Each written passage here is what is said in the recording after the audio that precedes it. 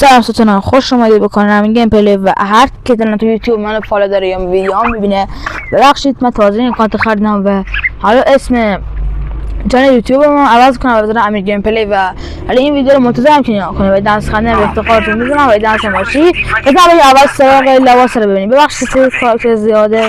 خب اینجا این ستاره خفن رو داریم و الان همش دونه نداریم، فقط سریع رد میکنم که ویدیو طولانی نشه براتون. این داریم این لباسو فقط سریع رد میکنم. هر جوسن خاص مثل لباس گیمری اینا داشتن خودم مثلا لباس سردن نمیاد. تو تازه خریدم مثلا این ست قدیمی نیست هیچ ناخن، حالا اینا رو نمیدونم بخش ستون خراب شده این نداره. کاش ولی پیرن اینا داشت، پیرنش خیلی گیمری. این با این خب رنگ سوتاش اینه با این پیرامید چهار پیرامید فقط دو تا پیرامید خودش اینا پین کرد.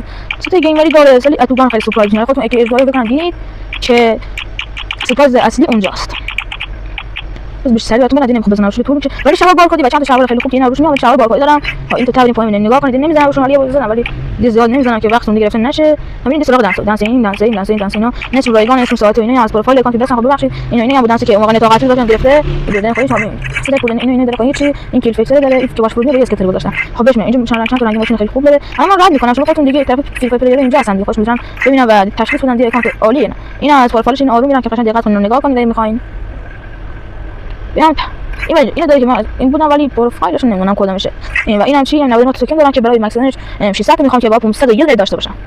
این و این خیلی داره از این خیلی آقا وارد گان میشه. آقا اینفوری چی AK رو میبینیم که AK لولی سابق خودمونه. این و اسکار میبینیم اینو میبینیم و اکسمش رو اینا خیلی چی گانه که من نمیدونستم واقعا این رنگ گانه تو وارد باز شده ولی الان تو اکانت دیدمش.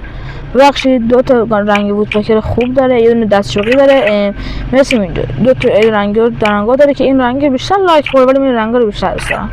UMP سامورا داره با دو تا UMP رایگان که UMP سامورا خیلی دمیجش بیشتره میذاریمش. اینجا رایبار رایگان ندارم، رایبار دمیجش خوبه. رایبار ببخشید که رایبار ندارم که اگر اکانت رو عوضش کردم اینا رایبار حداقل باید روش داشته باشم مثلا MP کابرا یا MP چر اینا و این ولی پینبل قدیمی و من سراغ تامسونگ دو مدل داره که دو مدلش هم دائمی داره. مثلا سراغ که دو مدل دیگه هم داره که این برفه که این چی ولی این که قدیمی هم دائمی داره که اینو که اینا میداد و اینو نمیدونم رایگان میداد یا نه.